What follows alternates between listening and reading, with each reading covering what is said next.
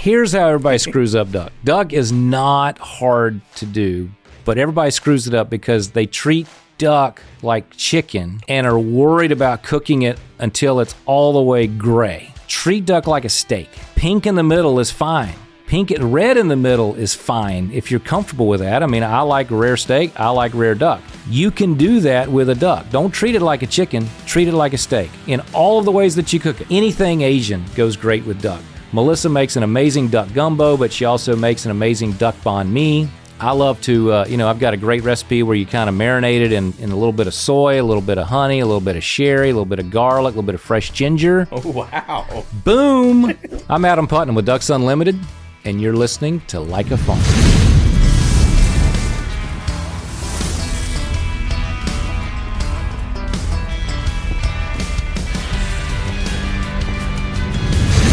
Hey, y'all, it's Pat. Welcome to another episode of Like a Farmer. Hey, we're deep into Season 4. Appreciate everybody following along. Why don't you get in the comment section?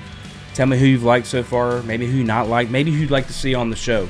Every single Wednesday, catch us on YouTube, wherever you listen to your audio podcast. Today, Ducks Unlimited CEO joins us. As you know, more recently, not too long ago, we announced him as a sponsor of the Like a Farmer show. So we're going to talk to Adam Putnam. Talk about being a Floridian, a multi-generational Floridian. At one point in time, the youngest congressman. Talk about his time at University of Florida, his time as Commissioner of Agriculture, and now what he's doing to champion conservation and agriculture as a whole as the CEO of Ducks Unlimited. How was that, huh? Epic. Pretty good opening. Epic opening. Who would have thought, right? So go into the comments section and write nice things about Adam. Exactly, yeah. This is cool. I didn't think I'd ever make the cut. You know, you bring on all these pop stars, rock stars, NFL stars, all the cool kids, and then there's me. So, like, clearly someone bailed on you at the last minute. Look, I think there's something to be said about what we are doing at Like a Farmer to champion this lifestyle of rural American. And you as an individual started at a young age doing it. But then you go into a brand, an epic brand. And I call it, and I think it gets referred to this a few times. It's like your grandfather's brand. And that's not a bad thing. That's just a brand that has been there for a long time, being Ducks Unlimited. And I was on a show not too long ago, and it's one of those things where you've got an iconic logo in that duck head that you can go and you see it on everybody's bumper. And whether they're a hunter, whether they're a conservationist, whether they even know what a gun is, they believe in that mission that y'all have built at Ducks Unlimited. So let's just start with that before we back it up a little bit. Like, how does it feel? And give me the rundown when you got the call, knowing you got the gig, but like being at the helm of Ducks Unlimited. Oh gosh, it is an iconic brand. You're absolutely right. It's timeless and also fresh, which is really cool. And I think that what brings those two seemingly incompatible things together is our volunteers, right? We've got 30,000 volunteers across the United States who, as we say, build their own hamburger. So the event in Bartow, Florida is a little bit different than it'll be in Nashville, which is different than Manhattan, which is different than Shreveport. And we do that in small towns and big cities, but the relevance comes and the freshness comes from people in that community who are representing that lifestyle brand that has timeless values, right? Leave the world better than you found it. Bring a kid into the woods, bring them out into the world, get them unplugged, connect the dots of nature, right? Where does your food come from? Where does game come from? Why does the full moon affect fishing? Why does it affect hunting? Why is it important for a country to be able to feed itself through farmers and ranchers? Why is it important to have the freedom to be able to go into the woods and harvest your own game to fill the freezer to get through the winter, or to be able to watch the marsh wake up as the ducks come in?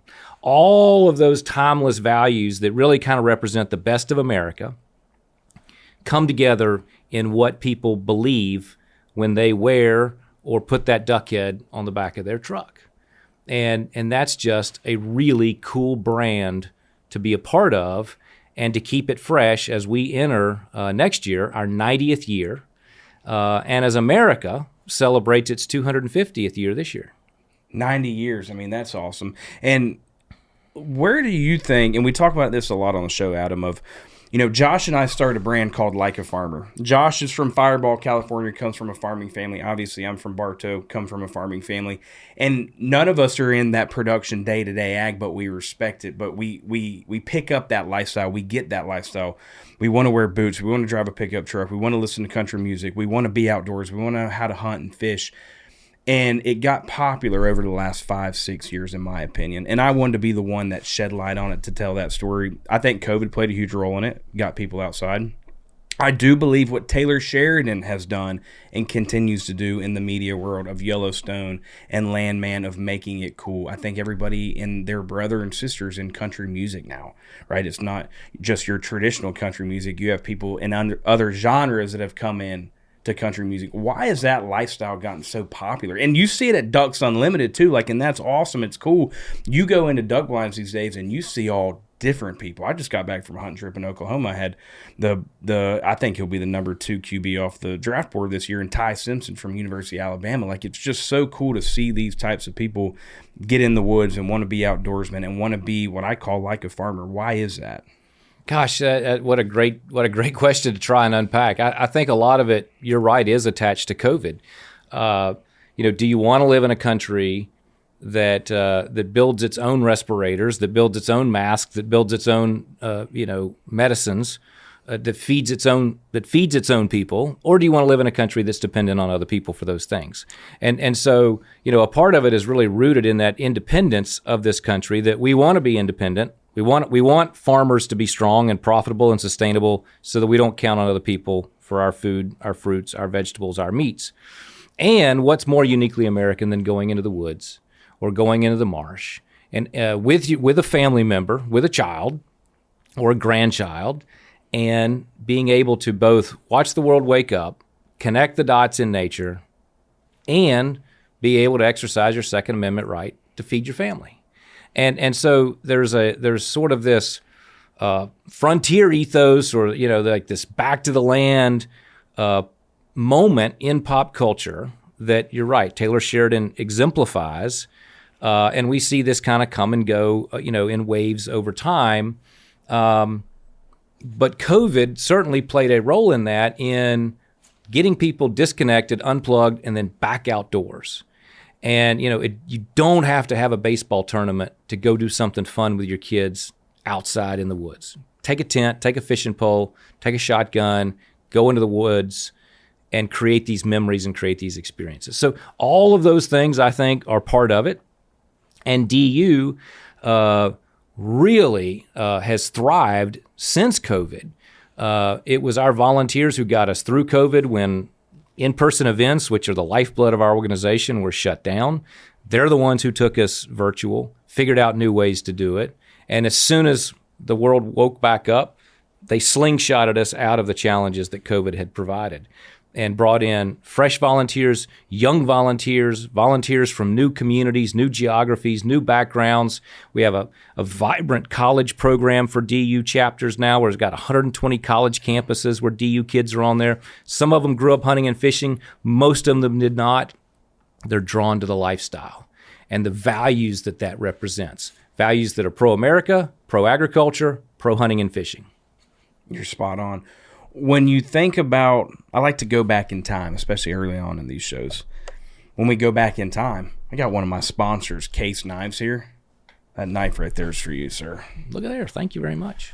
So when you think about going back and because you've done it your whole career, whether it was in Congress or as Commissioner of Ag, and obviously now at Ducks Unlimited, but you've always been a champion for agriculture, mainly from the family that you came from, and being on the farm as a young kid.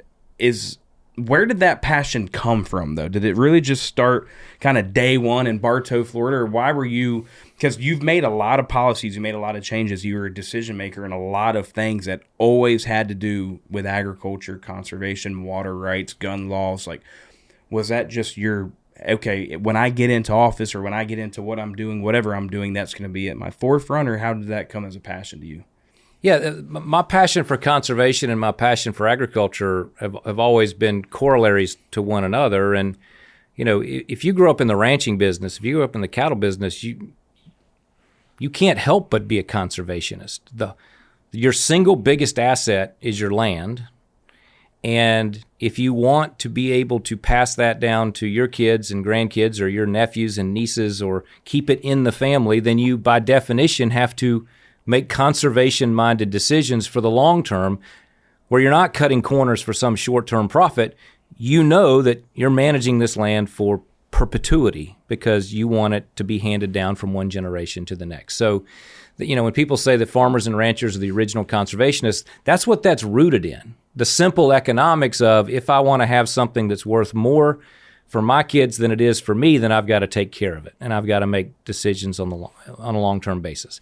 And as the youngest kid, my older brother and my older sister were already back on the farm working, and there's only so much room for folks, so you find a way to support what you love, to support agriculture in kind of a corollary industry, and in my case, for a big part of my career, that was in public service and public life. And so being in the legislature and chairing the Ag Committee, being on the Ag Committee in Congress, and ultimately being able to serve as Commissioner of Agriculture, all of those things were very much in line with how do we advance a conservation mission in a rapidly growing state like Florida? How do you have enough water for 25 million people and enough water for a thriving agriculture industry that, after the financial crisis of 2008, overtook tourism as the number one industry in the state? How do you maintain a quality of life with clean water and clean beaches and healthy outcomes to support a tourism industry where the reason why people are coming to your state is for its abundant natural resources that have been well cared for? So conservation is an economic matter. It is an agricultural matter. It is a tourism matter, and it fundamentally is a sustainability issue, not in the traditional green sense of sustainability, but sustainability in terms of, how do I leave this world better than I found it for my kids and my grandkids? Was it always, hey, I want to be a champion for that, I want to be a voice for that no matter what? I mean, you got out of college. Was it always University of Florida? Was that, I'm going to University of Florida? Mostly. It wasn't, I looked at other places, but it was really just University of Florida if I could get in, and thankfully they let me in, and there's no way I'd get in today. My gosh. Yeah, no kidding. It's insane. Yeah, absolutely. So you think about University of Florida, and the whole time, when you get done with the University of Florida, remind me of this timeline. And for our listeners and viewers right now, Adam is my mom's youngest brother. Adam was one of the guys that raised me. He's my uncle. I don't know, say my favorite uncle. Abel might be watching. You never know. Abel might be watching. He probably is. But was it always getting into politics? Because when I mentioned earlier you being the youngest member of Congress at that time, is that an accurate statement? Because there has been younger. No, that's right. I was the youngest ever from Florida and the youngest at that time. There have been folks who were younger than me, but I fell in love with the idea of public service as a 4-H officer. I was in 4-H and FFA. I got to be state president of 4-H, interacting with a lot of people. And I would say that that's probably what lit the spark. And, my dad, I'll never forget this, when I was thinking about running for the legislature very young, straight out of school, I told him, I said, hey, I think I'm going to run for the legislature. And he was just quiet for what seemed like forever. It was probably like 4 solid minutes of silence. And finally I said, don't you have anything to say? Don't you have any words of wisdom, fatherly advice, something? And he just sort of scratched his chin and he said, I don't know what to tell you, son. It's like you just told me you were pregnant or something. So he got over his initial shock and disappointment and dove headfirst in, and my mom would spread out the maps of Polk County, on the kitchen table like Schwarzkopf invading Kuwait. So we made it happen. But I was, at the time, my thinking was young people need a place at the table. These are generational issues. We should have the next generation who are going to benefit or suffer the most from the decisions that policymakers make. They should be part of this and be part of the legislature. And I was very fortunate that my constituents agreed.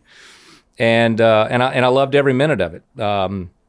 Almost every minute of it. It's a great thing to do. But Ducks Unlimited is I say that is public service without public life. You're able to move the needle. You're able to make an impact in many ways, possibly more easily than what the politics of the moment would allow, particularly in Washington, less so in Florida. I think states are still the laboratories of democracy, and so you can make a difference. You can continue to have an impact, but you're doing it in a way that's joyful and positive, and surrounded by these wonderful volunteers who share that same passion for accomplishing these things instead of trying to chop you down or write mean tweets every day. And that's really very fulfilling. Being CEO of DU is kind of like being ag commissioner for the country. You get to go to all the beautiful places in the country, all the places that are still unspoiled and in many cases undiscovered, and work with really good people. And man, I just pinch myself. What a blessing to be able to make that a part of my career. Because you're still in Washington for this job. Yeah, from time to time. Yeah. Absolutely. I mean, federal policy in conservation is huge. The Farm Bill is also, not only does it drive all the decision making around food production in this country, but it is also the largest conservation element of public policy in the United States. And so the Farm Bill plays a huge part, not only in feeding the planet, but also in conserving our natural resources. You said something, I think it makes a lot of sense, and that some people should know. You don't have to be in politics to still make a difference. Florida Fruit and Vegetable Association, Farm Bureau, Florida Cattlemen's. I'm saying Florida just because this is where we are now. But a lot of their goals is to get up to Tallahassee and even in their local level to at least, if anything, educate the decision makers on what they're about to vote on. So I do think that is a thing that everybody should know. If you're getting involved, whether it's with Ducks Unlimited or any other organization that you're passionate about, there's still sort of a meaningful way, like, hey, you can go help make a decision. That's exactly right. I mean, the joke used to be that if you're not at the table, you're on the menu. And so that's why you want to encourage people in their own way to participate in this great democratic experiment that's now in its 250th year. And so that means, going with your industry or your trade group to D.C. or to your state capital. But it also, it's also kind of a reminder of sort of the fundamentals of that democratic experiment, right? And, like giving back, being a part of your community, going to the high school football games, joining Rotary and Kiwanis, finding those outlets that make sense for you, for your family, for your time constraints, for your budget. But volunteerism, which is the core of Ducks Unlimited's success, but volunteerism is it is on the decline in the United States broadly. And that's unfortunate because it is a uniquely American thing to be a volunteer and to give back. And so it really is, participating in that grand American experiment to find the things that you're passionate about. Maybe it's politics, maybe it's not. Maybe it's, tutoring a kid who's struggling to learn how to read. Maybe it's being a Little League baseball coach. Maybe it's taking a kid hunting or fishing for the first time. There are thousands of ways for you to use your God-given talents to help someone else, and ultimately that strengthens the bond of our society that makes America America. A majority of the people that come on this show, it always starts back on who raised them, where they're from, the things that they learned growing up that contributes to their success today. Growing up in Bartow, growing up in a farm, who you were raised by, like, do you still see yourself using those types of life lessons that you learned on decision making that you make today? 100%. There used to be this way back. There's this great book about all I really needed to know I learned in kindergarten, and there's just so much truth in that. The lessons that your parents instill in you, that your coaches instill in you, that handful of teachers that really reached you and made a difference in your life, the lessons that they taught you, those are the things you fall back on constantly as your guideposts in life. And you kind of build onto that with lessons learned and mistakes made and things you wish you'd done over again. I mean, that's just wisdom that comes from experience. But fundamentally, it begins with the lessons that you're taught as a child. And I'm so blessed that I had wonderful parents who loved me, supported me, cared for me, wonderful brothers and sister who loved me, supported me, cared for me, and people in 4-H and in athletics and other things that taught me lessons that maybe I was more willing to listen to the way that they were telling me than I would have if it were my dad or my mom telling me. Everybody kind of needs those multiple entry points of feedback, because we all kind of listen differently and learn differently and have different views of different people, and that's why it's so important for us to do the same for someone else. Totally agree. And you've mentioned them a couple of times, and I love giving these organizations shout outs every week that I'm on the show. 4-H and FFA, unbelievable organizations, not only on the ag education, but just public speaking. Just life. Yes, man. ma'am. No, sir. Take your hat off. Look a man in his eyes when you're talking to him. Like life lessons. Like they're legit.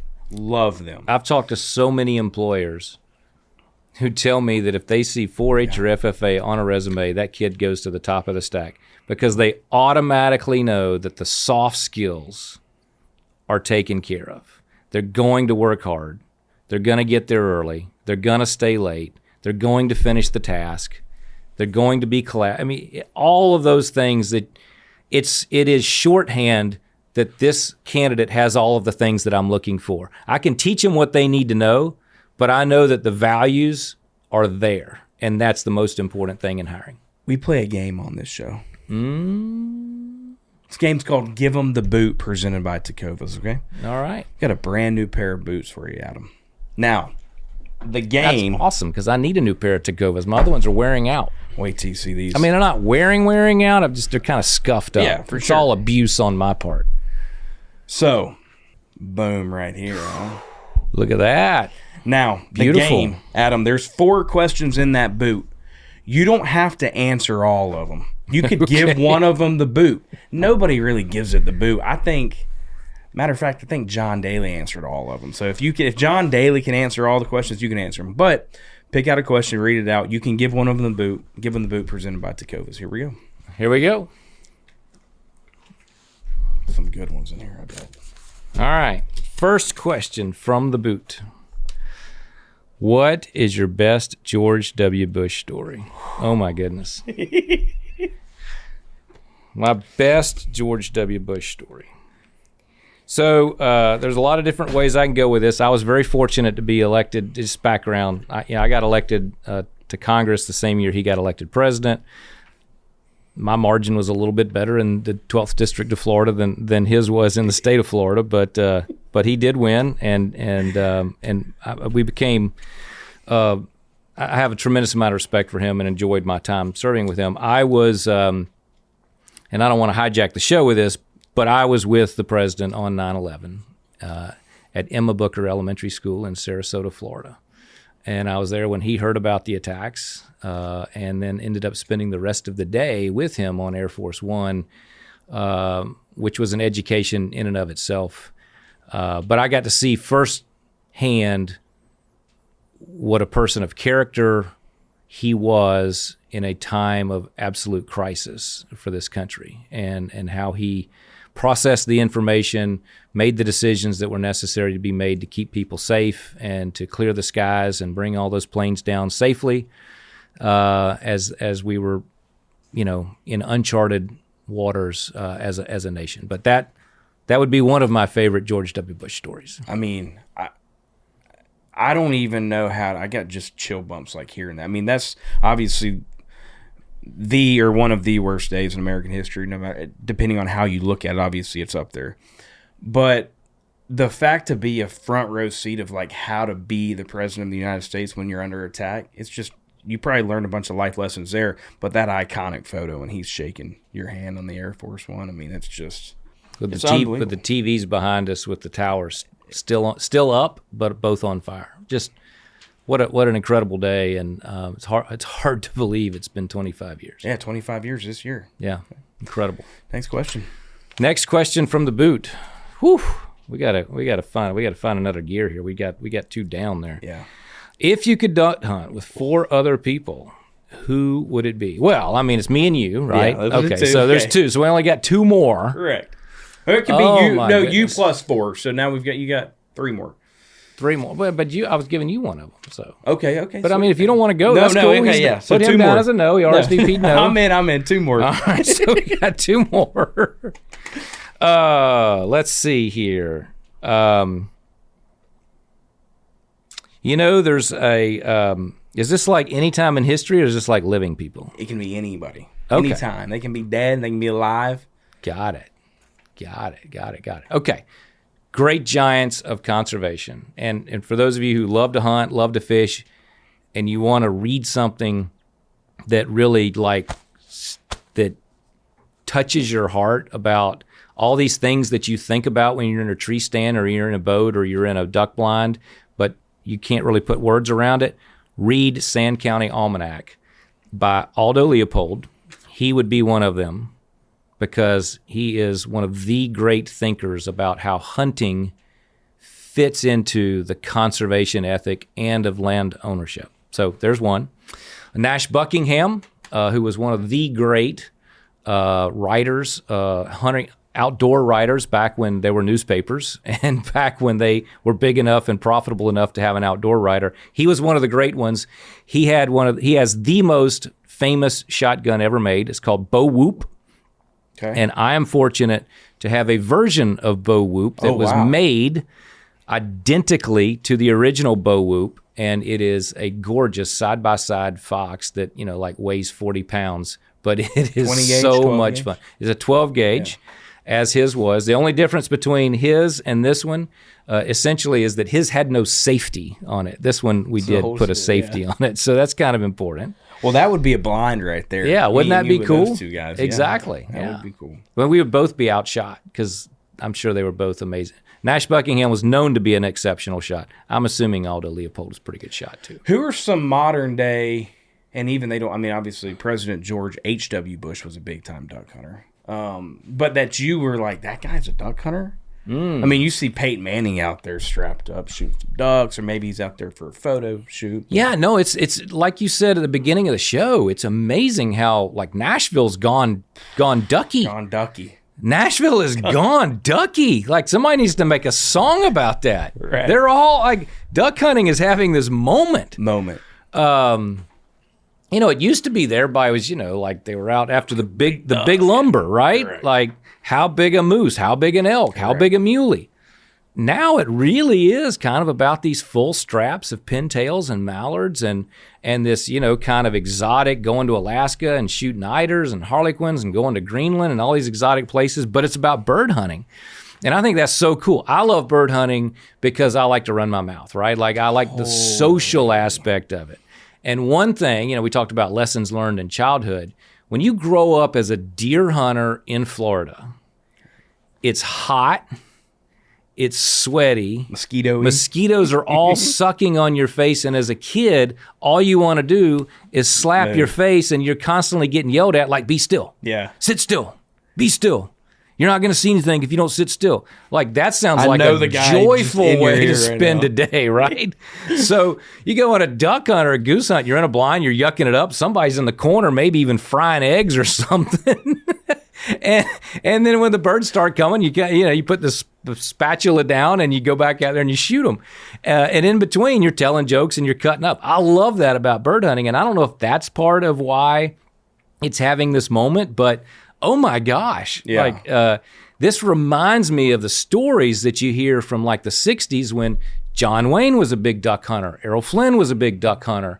Bing Crosby was a big duck hunter. We have these cool black and white movies from DU where those guys were filming spots telling people to join DU. Like how cool is it that John Wayne's saying, well, you need to join Ducks Unlimited, Pilgrim. Like, now we're kind of back in this moment again. Exactly. And it's so fun to be living right now. Totally agree. Seeing this. So you can just go down the roster of country musicians, and most likely they're all duck hunters. So that's a good one. So cool to see. Next question. You got 2 more, baby. Oh, you moved my boot on me. All right, pulling it out. Guess it was blocking my beautiful face. Here we go. Who's the coolest person you've met, and where was it? All right. True story. So I'm a young member of Congress. I'm in my 20s. and Bo Derek is lobbying. Now, her big issue that she was so passionate about involves on Western lands, there's this huge population of wild horses and burros that are on public lands, and the fundamental challenge is like, what do we do about the overpopulation? Yep. You put them up for adoption, which they've done. Do you sterilize them? What are the things that you do to kind of manage the population, because they're tearing up property and there's too many of them and they're starving to death, and whole nother issue that you don't want this show to turn into about. But Bo Derek was all over this issue and was lobbying Congress to do something about it. And I gotta say that having Bo Derek come to the office, spend 30 minutes talking about this issue, that was the cool part. But it got better, because like 3 hours later, I'm walking through the Capitol with friends from back home, and we're walking down the hallway, and she passes me and says, "Hey, Adam, I'm going to keep bugging you about that issue." In front of my buddies from back home, Bo Derek was flirting with me. Yeah. That was cool. So that's that one that I'm going to share. Oh, that's a good one. There's probably a little bit more to that story, but we're not going to share it. Yeah, we got mixed company here. What is your favorite state to duck hunt in, and why? That is such a dangerous question. Did you write that question, or did you write that question? What a jerk question. You can give it the boot. It's all okay. Right. No. Here's the way I answer that question, because people ask me this question all the time. Where's your favorite place to hunt?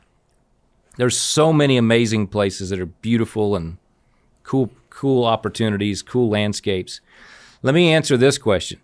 The most surprising cool place to hunt that was not on my radar until having the opportunity to come work for DU. Oh my gosh, California. Okay. I was going to say New York too, because well, that's pretty cool. Yeah, so yeah. The two that you want to California, they get a longer season. The whole Pacific Flyway, they get like a 106-day season, when the rest of us get 60, because there's so little pressure out there. Yep. They're all eating rice, so even a spoonie tastes good. And it is just a beautiful, beautiful landscape to hunt in. Gorgeous wood ducks, magnificent pintails. If you want a pintail to mount, getting one from California is the place to go. We killed one in Oklahoma that was a good pintail. And I want to appreciate you saying that, because when you have a good pintail, you want to mount it. It's spectacular. I mean, so it's such a beautiful bird. Totally agree. And there's a bird that's on my list that I haven't gotten yet that I'll probably have to get in California, which is a cinnamon teal. You get them early in the season. We killed one at Maple. You got a cinnamon? Killed one at Maple this year. Oh, you did? What's this we stuff? Well, let me you always shoot better in a group, but they're like, who shot the cinnamon? Let me say this here, right? When you're in a blind, you never know which one's shooting at what, so you shoot and it goes down, you can claim it. Now, my buddy Chase Rice, I'm calling you out. Every time there's a damn band on the ground, Chase is like, yeah, I killed that one, and he's over there on that side, and this one's on that side. Anyways, sorry. Now, the fun thing to do to mess with people is when the bird comes in, and your buddy stands up and makes the shot of their life, or maybe they even get a double, and then you look at him and you say, "Oh, did you shoot two?" Or no, when there's five out there and two go down. But I got two. What did we get though total? And that only two went down. I got two. What else did we get? Yeah, but that's you don't. In all seriousness, you never want to be the game hog that's like claiming that. Like it's fun to mess around with your buddies, but you never want to be that guy. Hey y'all, it's Pat, and I am excited to welcome Ducks Unlimited to the Like a Farmer podcast. Your hunt starts with healthy wetlands and associated habitats. From the Alaskan wilderness to the Atlantic Flyway, across America's Great Plains and down the Mississippi Delta, Ducks Unlimited has been protecting and restoring habitats for nearly 90 years. But their work is far from over. They need our help to reach the next million-acre milestone and ensure waterfowl for generations to come. DU volunteers and supporters have led the charge to fill the skies with waterfowl today, tomorrow, and forever. Why don't you come join the team that's making a real difference? Ducks Unlimited is powered by people like you. With your help, they can continue to raise funds that drive wetlands conservation across the whole continent. Whether you are out selling tickets, securing donations, or finding that next sponsor, they have a role for everyone. If you want to join today, visit www.ducks.org/volunteer. Ducks Unlimited, conservation for a continent. But on the California, speak on California too, because shout out California, the Sacramento chapter, maybe some Oh other my one. goodness! So another top 3. California is a huge state for DU. Yeah. Northern California in particular. The area north of Sacramento is where all the rice is grown. Roughly 500,000 acres of rice. It's called the Sacramento Valley, and we're talking Yuba City, Butte City, Chico's kind of in that area, and you're basically surrounded by mountains. You've got the coastal range, you've got the buttes, it's just, and you're kind of down in this bowl that's magnificent agricultural land, lots of rice farmers, but not just rice farmers, a lot of almonds, there's plums, there's some peaches, and dooryard citrus. It's not really where the big production of citrus is, but I remember, growing up in the citrus business, 2 years ago, I was driving down the road in Northern California, and it reminded me of Central Florida. It's like Highway Totally 27. agree, One small town after another, neat, well-kept, small town, welcome to so-and-so, the 4-H sign, the Rotary Club sign, the Kiwanis sign. You said northern, or did you say central? Well, this is like north central, Okay, 'cause the Central Valley in north of California, Sacramento. Yeah. Totally agree. And I passed this dooryard group of orange trees, and I had to pull over to gather my thoughts, because it like broke me down. It had been so long since I'd seen beautiful citrus the way that it's supposed to look and the way that it looked when I was growing up, because it's been so devastated around here. But anyway, great people, great hunting, great farming, lots of good people who support farming, support their county fairs, support 4-H and FFA, and help feed the planet, and do right by wildlife, particularly ducks and geese in that area. Fantastic spec hunting. Fantastic. And I think the cool thing is, to veer off of the question of outside looking in, you've never done it, you kind of think you might enjoy it. Arkansas, Stuttgart, that's the capital, right? That's the duck capital of the world. But then you start educating yourself, and obviously Arkansas is great, but just the surrounding states are awesome. Out west, like you mentioned. Oh my gosh, you go to Louisiana, you correct. shoot ducks, catch redfish in the same Correct. day. It's just fantastic. If you love, that coastal Louisiana style, you're going to eat well. You're going to be around fantastic people. Stuttgart's obviously legendary.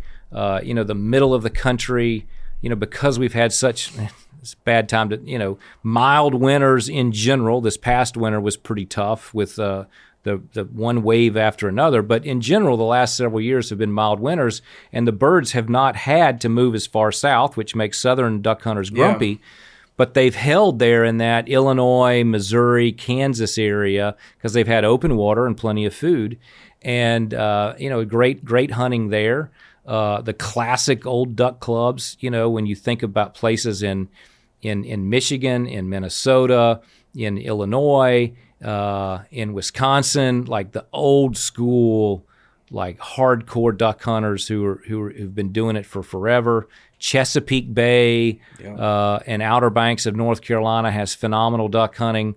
I've hunted on the Great Salt Lake, which is spectacular. Again, kind of Purple Mountains majesty and shooting ducks at the same time. It's gorgeous. And then we do this really cool goose hunt in the Hamptons of all places. You stay in Southampton, which in the summer is full of all the beautiful people, and in the winter it clears out and you can get a room for like 129 and go shoot geese and there's a tremendous legacy of waterfowling on Long Island. So it's really, really educational and inspiring to be able to get around the country and see those opportunities.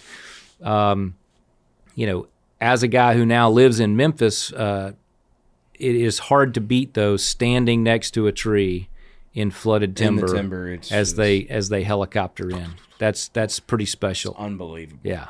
What you mentioned the grumpiness, which you, depending on the year it comes from different regions. Is there anything anybody can do about it? You got to educate me a little bit on the science of it, because weather, obviously, and you got the flyway and this and that. Like, why will some years this be bad, and then this will be great, and then vice versa? Like, do you do any of that type of decision making with boots on the ground of like, oh, we got to make duck hunting great everywhere? Or is it just more of like in aggregate, there's natural disasters and the uncontrollables of ag, of course, but like what's your biggest challenge when it comes to filling the skies in all of the areas rather than just one this year? Great question. So lots to kind of run with there, but real quick, kind of duck biology. 2/3 of all the ducks in the United States are born in Canada. They're born on the Canadian prairies. So 2/3 of all the ducks that fly anywhere in the U.S. are coming from Alberta, Saskatchewan, and Manitoba, Canada. And so if you want to move the needle on continental waterfowl populations, if you want to fill the skies, you better conserve the prairies in Canada and the prairies in the U.S., predominantly North Dakota and South Dakota, not exclusively, but mostly.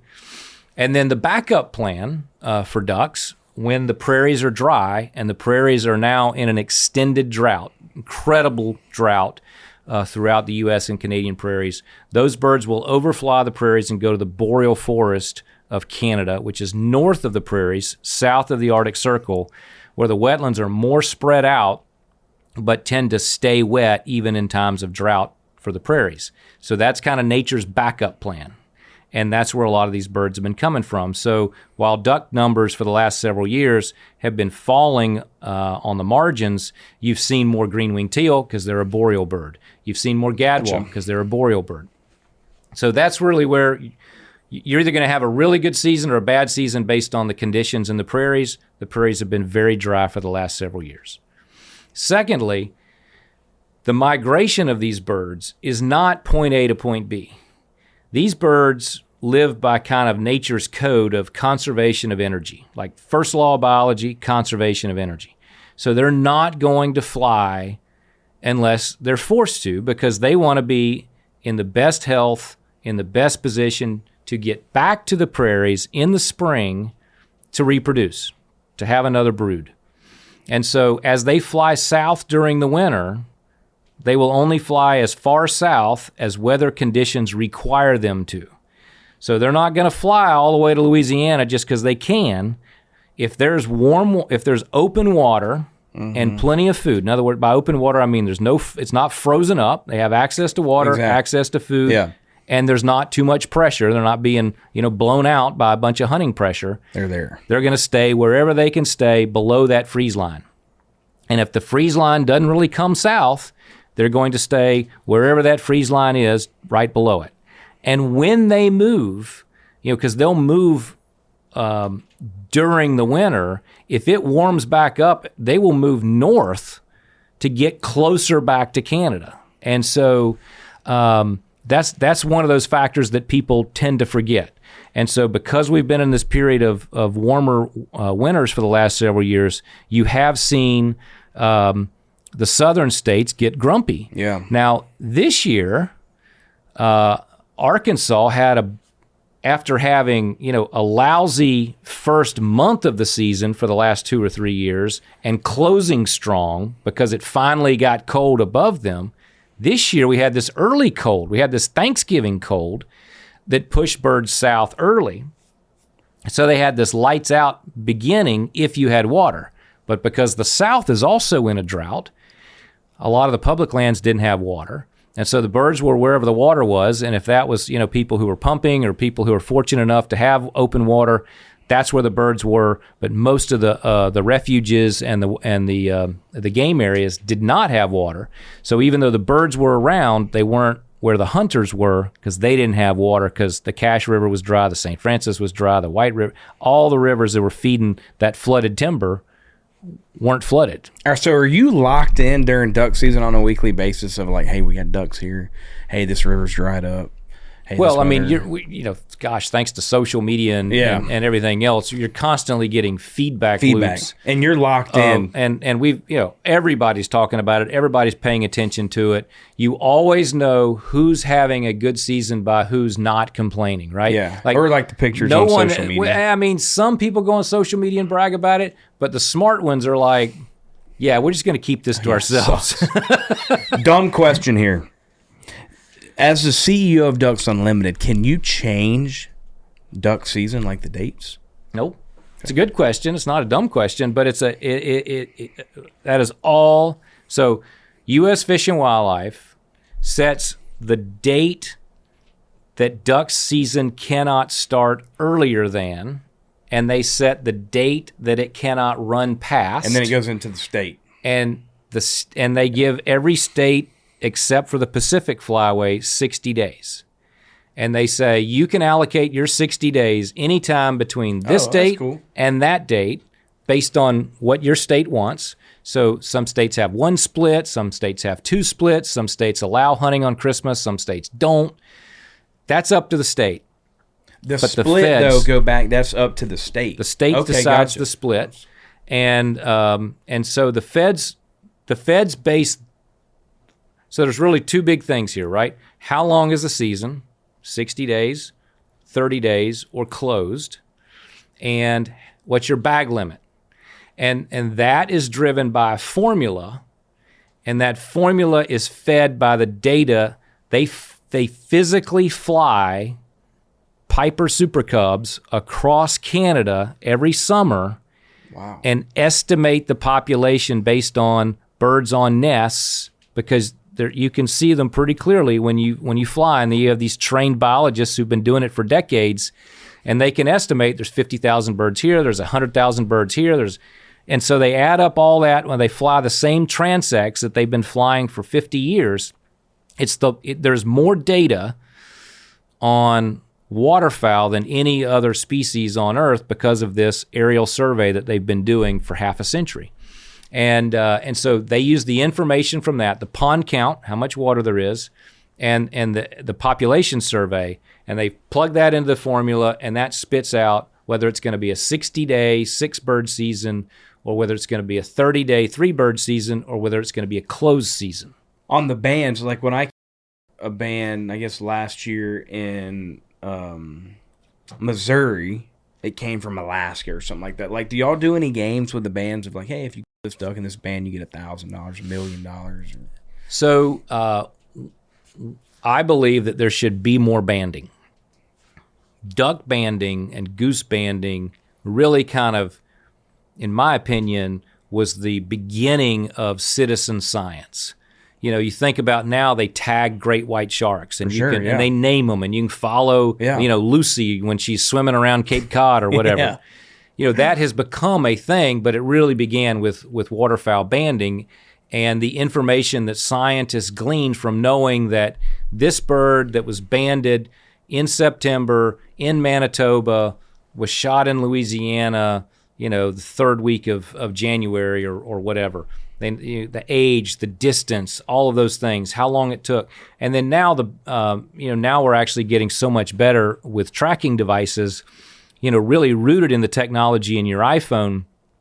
The same technology that adjusts your screen when you twist your phone. Yeah, that's now on. We can now put that on the birds. This is different than the banding, but it's a satellite tracker. Got the backpacks, right? I mean, exactly. I saw one with a backpack this year. And so that technology from the iPhone allows us to know when they're resting, when they're feeding, because of that. Oh, gotcha. Because of that technology. So if they're starting to feed at night because of pressure, because you can see that bobbing. Yep. And so there's all kinds of cool stuff going on with that. We've got a duck DNA project where we're tracking the influence of released birds breeding with wild birds and what effect that's having on the mallard population. But over time, they have cut back on the number of bands. I believe that's a mistake, and I believe that they should have more involvement where if you get this band, you turn it in and you get 10% off at at your favorite sporting goods store or two Super whatever. Bowl tickets, right? I mean, duck There you season go. leading up to Super Bowl. There you go. You get 2 Super Bowl tickets, Kent. That'd be awesome. I mean, so I did think I was thinking more like a hat. One of the great parts about your job, and it's a public job, and everybody can figure out, how great Adam's job is, but you've been able to do a bunch of hunting. I mean, what's been like an awesome hunt that you've been on that would just kind of wowed you, but also like what's a dream hunt? I mean, somebody that's gotten to do a lot of it, like what's like that one missing piece? Like, I got to do that. Ooh, I really have. I have not done a hunt in Alaska, and I would love At all? No, I haven't. And those colored we've birds, got a what is lot the- of big programs in Alaska, but I just haven't been there during hunting season. But to get a harlequin and an eider, Yeah. I would love to do that in Alaska. Alaska is where a third of the birds in the Pacific Flyway are coming from, so that's their breeding grounds. So it's really important to the California folks and to the Salt Lake folks. So that would be kind of a dream one. The joy of my job is the people that I get to be in the blind with, and I'm always learning new things. I mean, I'm not a waterfowl biologist. Half the stuff I just spewed out to you, I learned in a duck blind. And, when you're in the blind with one of our great scientists like, Dr. Fritz Reed, and, he's telling me that the flying monkey sound in the original Wizard of Oz were actually the sounds of tundra swans. And, that Zuganru is this... It's the urge to move, which I think you've probably been accused of having. The urge to move is what at certain times of the year, they think based on the hours of the day and sunlight and all that, birds will start facing south in the fall and getting ready to migrate, even if they're a caged bird.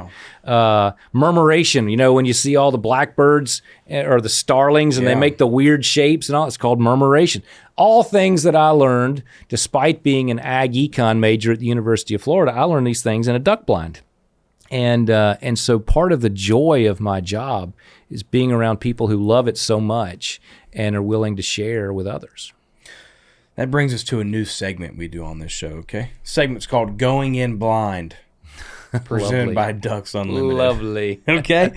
Now, and this is just it could be a great memorable moment or a terrible memorable moment. Going in blind, what has been the most memorable moment you've had in a duck blind? Good or bad? Because sometimes you're going in blind. So first duck hunt after I got the job. There wasn't a ton. I mean, what was the one before you got the job? I mean, it's not like as a commissioner of ag, it's not like you were doing a ton of duck hunting, right? I mean, no, that's true. I would do a couple of duck hunts a year. Exactly, yeah. So I love to wing shoot. I would do a lot of quail hunting because I was in Tallahassee and, right on the doorstep of Thomasville. We would do a fair amount of duck hunting with our quail hunting. We'd shoot ringnecks in North Florida. And of course I had shot some ducks, down here in, growing up in South Florida on old phosphate pits and some of the rice that was being rotated out of sugar. But yeah, fair point. So first duck hunt, it's Halloween in Illinois, Joliet, Illinois, where I had never been to Joliet. How long were you the before CEO that. At that time? I'd been on the job for, at that point, 6 months. Okay.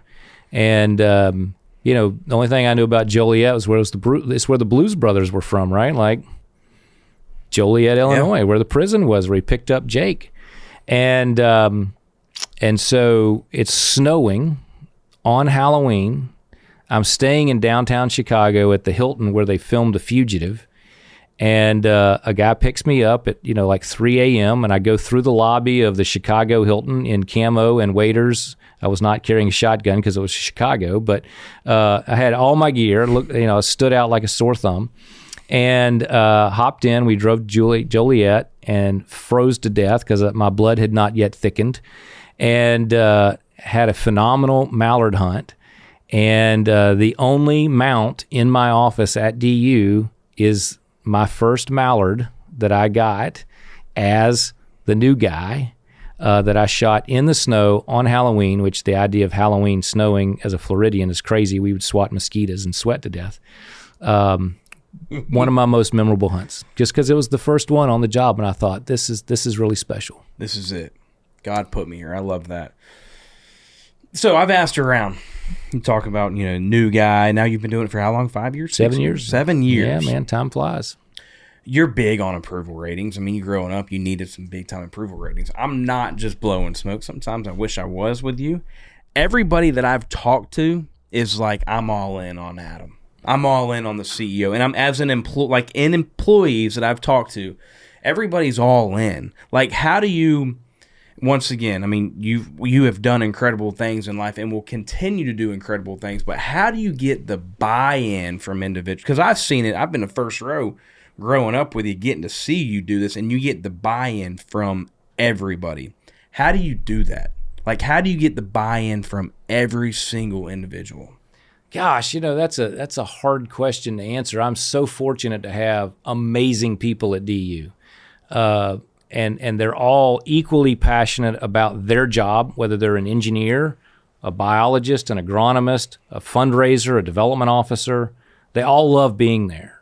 And that's part of it, right? Like, put together people who are excited about being there. And one of the things, if this is just a job, this is the wrong place for you, right? Like, this is where you bleed mallard green for the team. Yeah. And so you put people like that together who have mutual respect for one another. They're learning from each other, they're listening to each other, they're all in for each other. And as CEO, your job really is to row across the bay and like build this lighthouse, right? And you say, this lighthouse is where we're going. Y'all figure out how we get there. We're all in this together. We're all going to help each other, but I'm just putting the aspirational out there. This is where we can be. If we all pull together as a team and we all do everything that we possibly can, we will get to that lighthouse. And that's exactly what we're doing. I mean, we will, knock on wood, we will hit 1 million acres of conservation for the third year in a row this year. We will close out a $3 billion campaign at our convention, right around the corner here in Tampa, Florida, and unprecedented in the conservation space. And we continue to add new volunteers to this effort who have that passion, and they're inspired by the staff, and they inspire the staff. This is, a really cool dual leadership model. That's how we're doing it, and it's really special to see. And it was cool to see, the Glassdoor ratings came out earlier that had Ducks Unlimited as the #1 conservation organization in terms of the best place to work, 4.6 out of 5. That's magical, but one CEO doesn't do that. That's a culture, and I always say culture eats strategy for lunch. Boom! You're spot on that. And culture as a brand, because someday your day is done. And then as long as you got that culture there, it's like rinse and repeat. You'd like it to be. Especially, you've got people that are working for you that have been there 20, 30 years. Yeah, absolutely. We got one that's been there 40 years. Yeah. 40 years. Who's that guy? Girl? Greg Terrace, man. When we moved from Memphis from Chicago to Memphis, he came down with them. Wow. Moved them into the new building in Memphis. And by the way, for those of you who find yourselves in Memphis, come see us. We would be happy to give you a tour. The campus, the DU campus at Memphis, you go there, see the little pyramid if you want to, but you got to go to the DU campus. That's right. Contrary to popular belief, I do not work at the tip of the pyramid. Johnny Morris has a gorgeous Bass Pro Shops inside the pyramid, and he gave Ducks Unlimited a substantial amount of space to showcase sort of a museum of waterfowling. It's called the Waterfowl Heritage Museum and Waterfowl Heritage Center, and it is spectacular as kind of a distraction from your shopping, but then 25 minutes away is the actual office buildings that DU works out of, and we have terrific merch and art and the collection of all the guns of the year from DU over the last 40 plus years, almost 50 years now. So anyway, if you find yourself there, come see us. Hey, you want to talk about a dude? Johnny Morris, man. I mean, what that guy has done. You see him walking around the racetrack, the racetrack, not got the NASCAR team, everything. He's got his Bill Dance shoes. His Bill Dance shoes. Yep. He's he wears the same thing, and you might not know he's Johnny, but he's Johnny Morris. How about what he's doing with golf, too? You had the Barstool Invitational not too long ago that was played at the golf course. Can't remind me the name? Big Cedar Lodge, correct. What he's done with that and integrating golf with the outdoors, which we just talked about it, not too long ago. It's just like the outdoors is integrating whether country music with golf, with sports, all of it. And like what Johnny does is just unbelievable. Y'all have got a great relationship. Look, we're so fortunate to have a great relationship with Johnny Morris, Bass Pro Shops, Cabela's. But he's got a great relationship with everybody he's ever met. I mean, he has done more for conservation in the United States than any person since Teddy Roosevelt. I mean, he would be on the Mount Rushmore of conservation.